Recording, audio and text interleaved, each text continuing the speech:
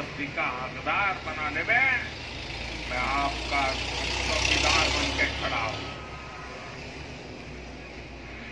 तो पुष्पेश जी, देखिए प्रधानमंत्री नरेंद्र मोदी इस मुद्दे को उठाते रहे। एक बार फिर उन्होंने कहा कि देखिए लूट, ये भी वो कहते रहे कि जिन्होंने लूटा है वो जेल में जाएंगे, उन्हें बख्शा नहीं जाएगा। जो लूट का पैसा है वो हम लोगों तक पहुंचाएंगे, गरीबों को देंगे। दरअसल क्या कांग्रेस पार्टी, बीजेपी दोनों ये समझ रहे हैं कि वो जो खाई है हैव नॉट्स और हैव के बीच में वो इतनी बड़ी है कि आपको ये बताना जरूरी है गरीबों को कि आपको क्या मिलने वाला है? नहीं, मुझे लगता है देखिए समस्या सबसे बड़ी ये है कि कांग्रेस कहे या बीजेपी कहे, प्रधानमंत्री कहे या राहुल गांधी कहे, ये बात बिल्कुल अमूर्त है कि कौन भ्रष्टाचारी है, लूट का पैसा कितना है। इसके पहले भी कहा गया था कि भाजपा जब सरकार बनाएगी तो 15,000 रुपया लूट के पैसे में से हर आदमी के खाते में आ जाएगा। तब से अब तक काफी समय बीत चुका है, गंगा जमुना में बहुत पानी बह चुका है।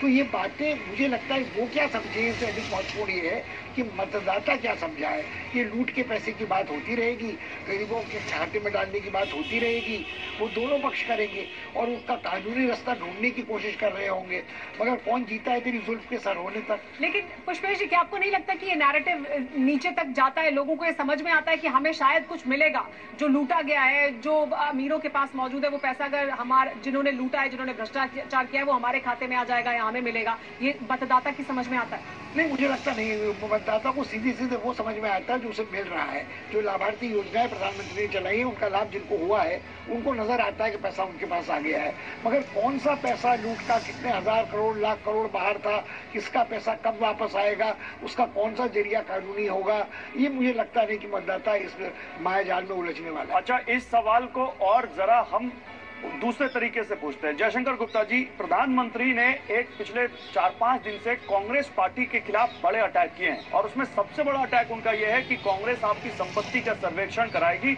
और वो आपसे लेकर दूसरे को दे देगी। अब प्रधानमंत्री कह रहे हैं कि जो दूसरा आपसे लूट रहा है वो हम आपको देंगे।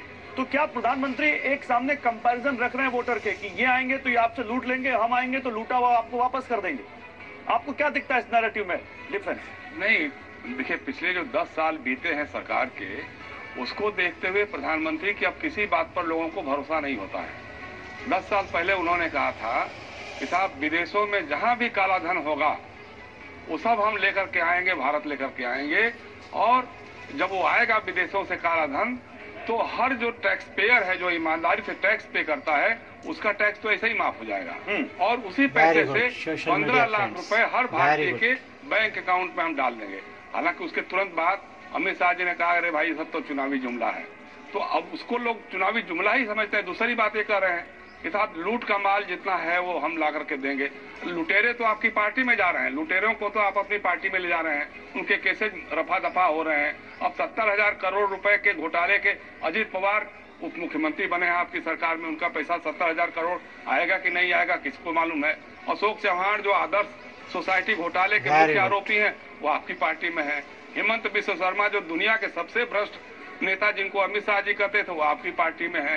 शुभेंदु अधिकारी नारदा चिट घोटाले के आरोपी आपकी पार्टी में विपक्ष के नेता हैं वहां बंगाल में। तो ये सारे के सारे जो भ्रष्ट हैं, लुटेरे हैं, उनको तो आप अपने साथ बिठाए हुए हैं। तो संपत्ति किसकी वापस लेंगे और किसको कितना बांटेंगे? लेकिन जयशंकर जी, जो कार्रवाई की गई है, जो ईडी ने कार्रवाई की है, उससे बीजेपी ने इसी तरह से लोगों के सामने रखा है कि देखिए हमने भ्रष्टाचार पर लगाम लगाया, क्योंकि पिछली बार यही बड़ा मुद्दा था जिस मुद्दे के आधार पर वापस सत्ता में आए और कहा कि हम भ्रष्टाचार के खिलाफ कार्रवाई करेंगे। बीजेपी यही और इसी नैरेटिव को लोगों के सामने रखती रही कि ईडी कार्रवाई कर रही है, भ्रष्टाचारियों पर कार्रवाई कर रही है और बड़े से बड़े लोगों को बख्शा नहीं जा रहा है। तो वो मैसेज भी लोगों के सामने जा रहा है, साथ ही लोगों के खाते में जो पैसा जा रहा है, लोगों को जो राशन मिल रहा है, तो वो ये बताने में क्या सक्षम है या सफल हो रहे हैं कि देखिए भ्रष्टाचार के खिलाफ कार्रवाई